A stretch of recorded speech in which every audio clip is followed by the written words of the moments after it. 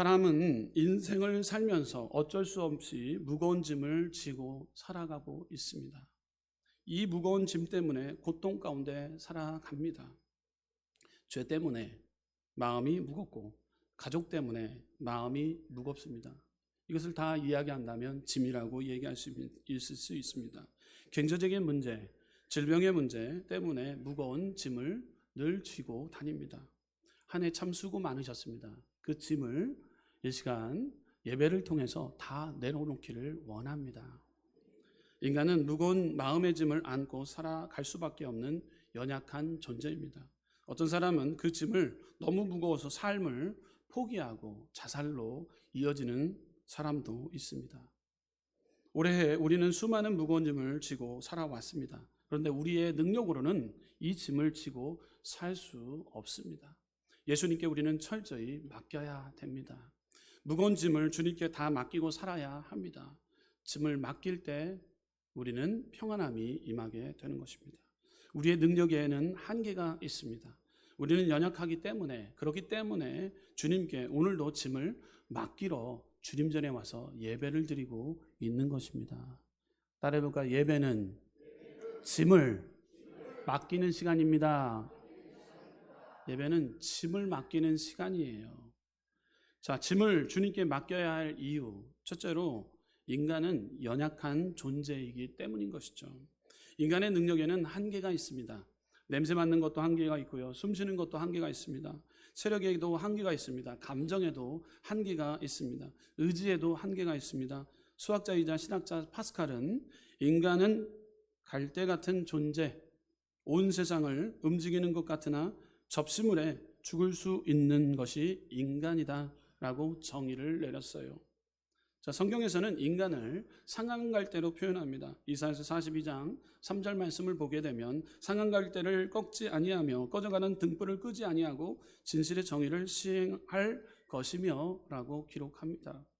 성경은 인간을 상한갈대로 표현합니다. 그래서 그 성경은 꺼져가는 등불로 비유를 합니다. 마치 조금만 바람이 불어도 쉽게 꺼지는 등불, 심지와 같은, 이 등불과 같은 풍전등화라고 말할 수 있습니다. 넘어집니다. 연약함 가운데 일어나기 힘든 문제를 우리가 경험할 때가 있습니다. 우리가 훌을 털어야 되는데 털지 못할 때가 있습니다. 그 무거운 짐으로 말미암아 우리는 넘어지고 쓰러지고 버거워할 때가 있습니다. 여러분, 2023년도 오늘 마무리 짓는 귀한 복된 대예배를 통해 그 무거운 짐을 해결받길 원합니다. 성경은 인간을 잠깐 보이다가 없어지는 안개라고 표현을 했습니다. 연약한 존재예요. 풍전등화의 그 심지와 같고 갈대와 같고 또 안개와 같다라고 야고보서 4장 14절에는 기록하고 있습니다. 내일 일을 너희가 알지 못하는도다. 너희 생명이 무엇이냐? 너희는 잠깐 보이다가 없어지는 안개니라. 안개와 같다라고 표현합니다. 인간의 삶은 잠시 살다가 가는 한시적인 것입니다. 무한한 존재라고 생각할 수 있지만 한시적인 존재예요. 자, 시편 90편 10절 말씀을 보게 되면 우리의 연수가 70이요 강건하면 80이라도 그의 연수의 자랑은 수고와 슬픔뿐이요 신속히 가니 우리가 날아가나이다. 2023년도 참 빠릅니다. 날아갔어요. 시간이 날아갔어요. 어제 송구영신 예배 드린 것 같은데 벌써 오늘 저녁 11시 30분에 우리는 모여서 2024년도를 준비하며 송구영신 예배를 드리기를 원하고 있어요. 속히 인생은 날아갑니다. 안개와 같습니다. 성경은 인간을 금방 시드는 풀과 꽃에 비유했습니다. 베드로전서 1장 24절 말씀 보면 그러므로 모든 육체는 풀과 같고 그의 모든 영광은 풀의 꽃과 같으니 풀은 마르고 꽃은 떨어지되 할렐루야. 가뭄이 들어 비가 오지 않으면 시들어버리는 풀과 꽃처럼 하나님의 은혜의 단비가 없으면 인간의 삶은 유지될 수가 없다라는 거예요. 은혜의 단비, 성령의 단비를 오늘도 여러분들 촉촉히 이 예배를 통해 경험해 나가는, 체험해 나가는 귀한 시간 되시기를 주님의 이름으로 축원합니다.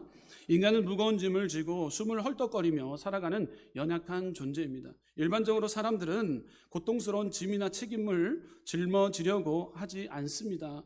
할 수만 있으면 다른 사람에게 떠맡기려고 합니다. 한 가정에서도 무거운 짐을 남편은 아내에게 맡기고 싶은 아내는 아내에게 남편에게 맡기고 싶습니다. 이처럼 맡기려고 합니다. 왜냐하면 짐을 지면 괴롭기 때문인 것이죠. 그러나 인간은 태어날 때부터 어찌할 수 없이 짐을 지고 태어납니다. 아담과 하와의 혈통을 받은 인생은 원하던 원치 않던 태어나자마자 죄인이요, 불의한 자요, 병든 자요, 저주받은 자요, 죽음에 이르는 병에 걸린 고통스러운 존재라는 것을 우리는 말씀을 통해 깨닫게 됩니다. 할렐루야. 그 누구도 피할 수가 없어요. 그런데 예수님은 모든 사람이 다 피하는 이 무거운 짐을 다 내게로 가져오라고 말씀하셨어요. 오늘 본문 내용입니다. 마태복음 11장 28절 우리 함께 스크린을 통해서 봉독합니다. 수고하고 무거운 짐진 자들아 다 내게로 오라. 내가 너희를 쉬게 하리라. 아멘. 한두 명만 오라는 것도 아니고 부자와 훌륭한 사람만 오라는 것도 아니고 교육을 많이 받는 사람만이 오는 것도 아니고 교육을 많이 받든 또 받지 못하는 사람이나 할 것 없이 다 내게로 오라고 주님은 말씀하셨다라는 사실입니다. 예수께서 직접 그 짐을 맡아 주시겠다고 오늘 말씀하고 있습니다. 시편 55편 22절 말씀 보게 되면 내 짐을 여호와께 맡기라. 그가 너를 붙드시고 의인의 요동함을 영원히 허락하지 아니하시리로다. 아멘. 시편 68편 19절에서 20절 말씀을 보게 되면 날마다 우리 짐을 지시는 주 곧 우리의 구원이신 하나님을 찬송할지로다. 하나님은 우리에게 구원의 하나님이시라. 사망에서 벗어남은 주 여호와로 말미암거니와. 아멘. 그러므로 우리는 예수님께 우리의 모든 짐을 맡기고 희망으로 새해 2024년도를 우리는 맞이해야 될 준비를 갖춰야 됩니다. 할렐루야. 그러므로 우리는 연약한 존재임을 우리는 깨달아 알아야 됩니다. 두 번째로 주님께 맡겨야 할 짐이 무엇일까요? 주님께 맡겨야 될 짐이 무엇일까요? 둘째, 죄의 짐입니다. 따라해볼까요? 죄의 짐. 우리는 죄의 짐을 맡겨야 됩니다. 모든 사람이 죄의 짐을 지고 있습니다. 죄의 짐의 종류는 로마서 1장 29절에서 31절 말씀에 기록되어져 있습니다. 죄의 종류에 대해서 우리 함께 로마서 1장 29절에서 31절 말씀 봉독하시겠습니다. 곧 모든 불의, 추악, 탐욕, 악의가 가득한 자요, 시기, 살인, 분쟁, 사기, 악독이 가득한 자요, 수근수근하는 자요, 비방하는 자요, 하나님께서 미워하시는 자요, 능욕하는 자요, 교만한 자요, 자랑하는 자요, 악을 도모하는 자요, 부모를 거역하는 자요, 우매한 자요, 배악하는 자요, 무정한 자요, 무지한 자라. 아멘. 우리는 수많은 죄의 짐을 지고 있습니다. 죄의 종류에 대해서 로마서 1장에는 이렇게 기록하고 있다는 것이죠. 미움, 시기, 질투, 탐욕, 악의, 사기, 비방, 교만 등 여러 가지 죄의 짐을 지고 있다는 것이죠. 가장 크고 무거운 짐은 죄의 짐인 것이에요. 육신의 짐을 벗을 수 있지만 죄의 짐은 밤이나 낮이나 더우나 추우나 벗을 수가 없습니다. 우리의 영혼에 붙어서 떨어지지 않습니다. 여러분들 페인트는 휘발유를 지울 수 있습니다. 그러나 죄의 짐은 선행으로도 인간의 지식으로도 절대 지울 수 없습니다. 오직 예수 그리스도의 십자가의 보혈로만 이 죄의 짐을 해결받을 수 있다는 사실입니다. 할렐루야. 죄는 보이지 않고 무게도 없는 것으로 우리를 끊임없이 괴롭힙니다. 종이는 물에 약하고 새는 소금에 약하고 불은 물에 약합니다. 인간은 죄에 약합니다. 죄가 우리의 심성에 들어오면 쓰러지고 넘어집니다. 삼손도 드릴라 때문에 쓰러지고 다윗도 용감했던 바세바 때문에 쓰러지고 넘어집니다. 그래서 다윗은 죄의 짐을 감당할 수 없었습니다.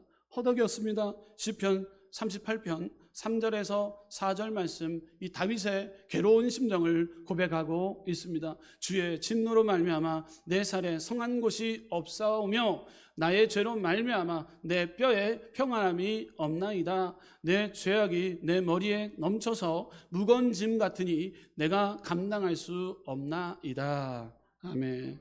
감당할 수 없대요. 다윗이 이렇게 감당하지 못한 죄를 범했다라는 거예요. 평안함을 잃어버립니다. 빼앗깁니다. 죄의 문제인 것이죠.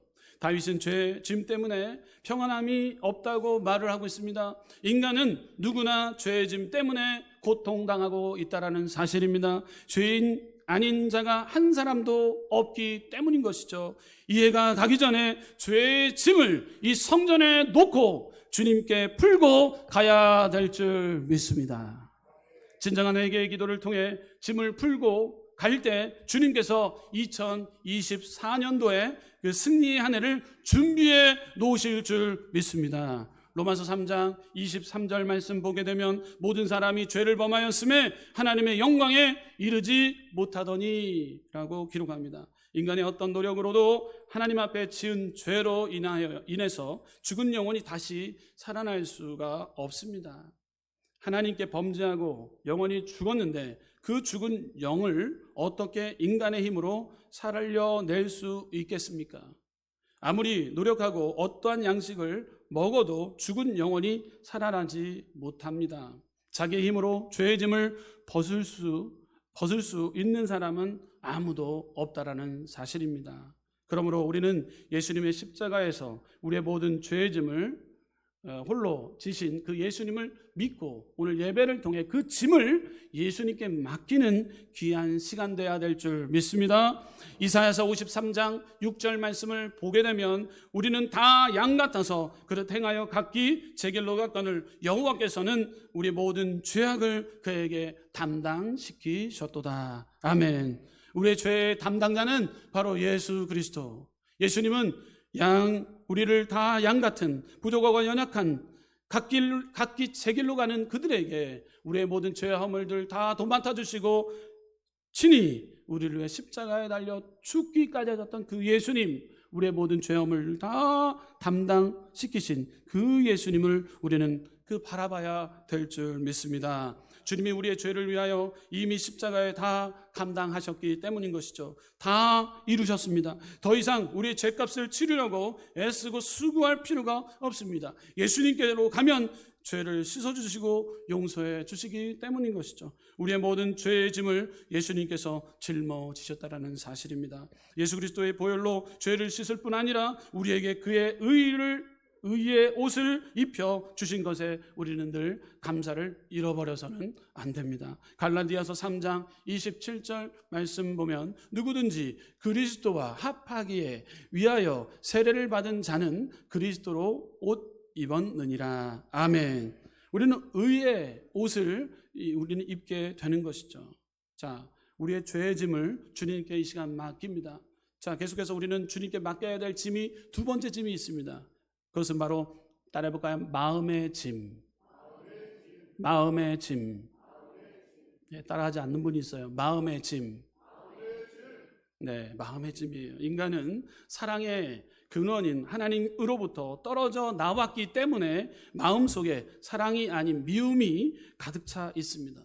다른 사람과의 비교 의식에서 나오는 열등감, 다른 사람으로부터 채워지지 않는 사랑에 대한 애정결핍, 사람과 환경에 대한 두려움과 걱정, 원망과 불평의 마음이 가득 차 있습니다.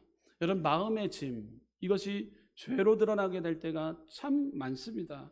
미움, 열등감, 애정결핍, 두려움과 걱정, 원망과 불평, 이것이 우리의 마음, 이것이 짐이 될 때가 있다는 것이죠. 여러분, 마음의 짐은 스트레스 때문에 생깁니다. 그렇기 때문에 이 마음의 짐, 스트레스 때문에 생기기 때문에 이 불안한 이 스트레스의 문제를 우리는 해결해야 됩니다. 스트레스가 왜 생깁니까? 불안해하는 인간 왜 불안해합니까? 수유해야 하는데 세상에 수유하지 못할 때 불안해합니다. 해야 할 일을 할 수 없을 때 불안합니다. 미래에 대한 불안감이 우리를 뒤덮을 때가 많습니다. 그러면 스트레스 오게 됩니다. 마음의 짐이 편편히 쌓이게 됩니다. 그 짐이 무겁기 때문에 많은 사람들이 극단적인 행동을 합니다. 통계에 따르면 우리나라는 지난 3년간 코로나 사망자보다 자살자가 더 많았다라는 기사 내용을 보았습니다. 자살률이 OECD 국가 중 자살률 1위를 기록하고 있는 현재인 거예요. 마음의 병이 있다라는 거예요. 현대인을 살아가는데 마음의 짐이 너무도 무겁기 때문에 그 짐을 해결하지 못한 채 극단적인 행동을 한다라는 거예요. 경제적인 문제, 관계적인 문제, 가정적인 문제 등 여러 가지 문제로 인해 스트레스를 받고 있다라는 거예요. 여러분, 스트레스의 문제를 어떻게 해결해야 될까요? 여러분을 위하여 술로 풉니까? 연말이니까 여행으로 갑니까? 아니면 어떤 것을 풀어 나갑니까? 여러분, 승진으로 풉니까? 여러분들 이거 다 해봤지만, 돈으로 풉니까? 여러분 이거 다 해봤지만 풀려지지 않아요. 이 문제는 풀려지지 않아요. 이 문제, 스트레스 받고 있는 이 모든 것을 이 시간 예배를 통해 주님 앞에 맡기는 우리에게 믿음의 성도님들 되시기를 주님의 이름으로 축원합니다. 모든 근원은 스트레스예요. 서울대학병원에서 스트레스를 수치로 환산해 봤습니다. 제일 많은 스트레스는요, 배우자 상실이에요. 배우자 상실을 얻었을 때 100% 상실감을 통해서 마음의 무거운 짐을 얻게 됩니다. 부부가 이혼했을 때 73%, 결혼할 때도 스트레스를 받게 되는데 50%, 실직했을 때 47%, 가까운 친구가 죽었을 때 37%, 많은 액수의 빚을 졌을 때 31%, 자녀가 가출했을 때 30%, 직장 상사와 갈등이 23%. 각가지의 이유로 여러분 여기 앉아있는 분들 스트레스 받지 않는 분들 없어요. 이 스트레스의 문제를 어떻게 해결해야 될까?